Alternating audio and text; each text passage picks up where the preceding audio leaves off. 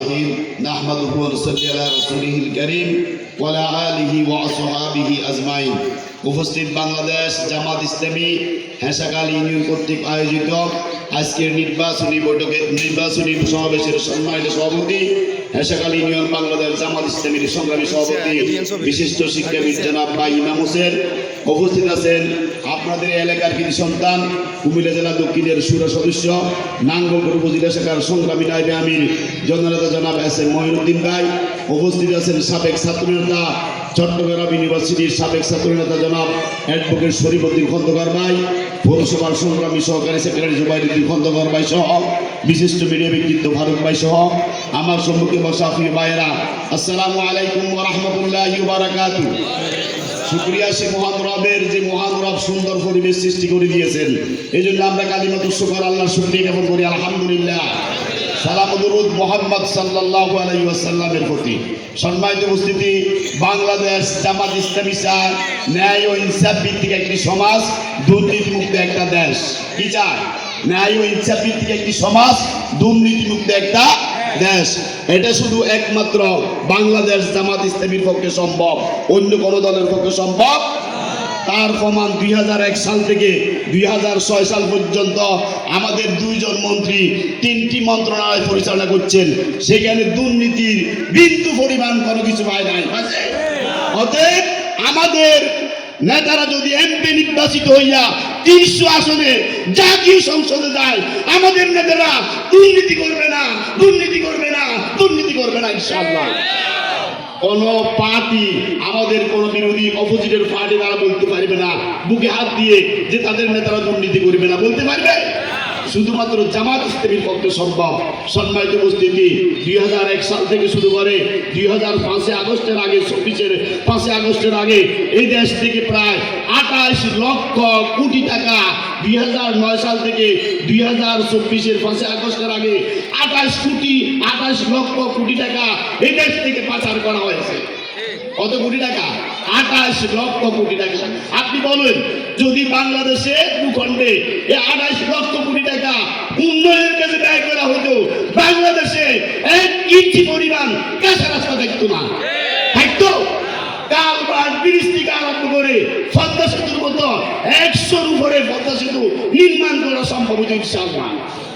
বাংলাদেশ জামাত ইসলামী আমির জামাত যেই পলিসি সামিটে যেই বক্তব্য দিয়েছেন, সেখানে 40টি দেশের রাষ্ট্রদূত ছিল। সেখানে আমির জামাত 3 লক্ষ কোটি টাকার বাজেট ঘোষণা করছেন। তিনি বলছেন, আমরা যদি রাষ্ট্র ক্ষমতা যাই ইনশাআল্লাহ আগামী 5 বছরে এই 3 লক্ষ কোটি টাকার বাজেটে বাংলাদেশকে আমূল পরিবর্তন এনে দিব ইনশাআল্লাহ।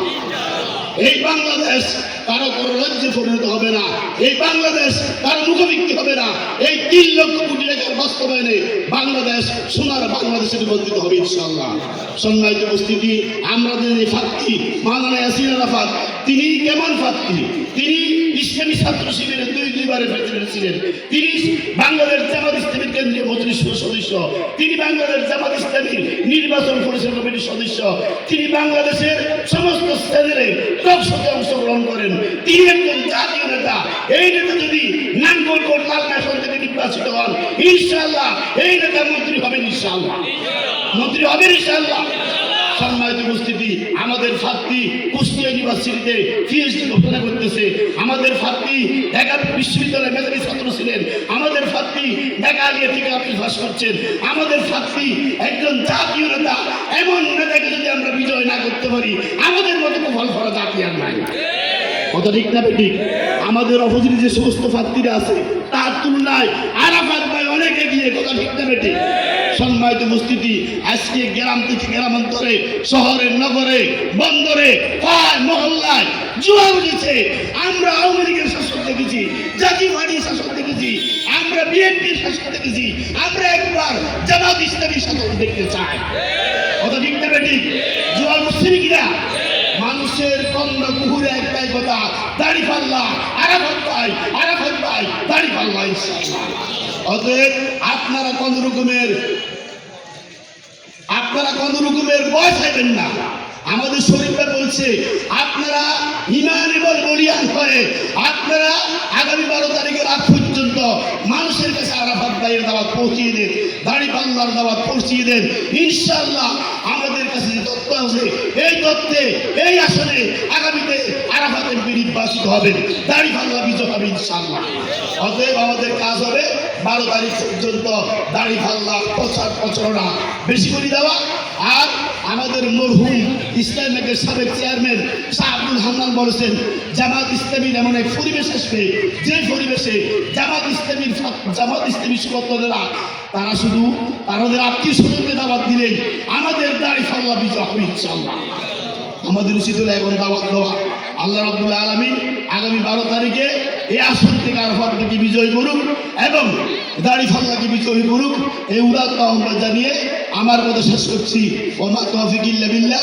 আসসালামু আলাইকুম ওয়া রাহমাতুল্লাহ।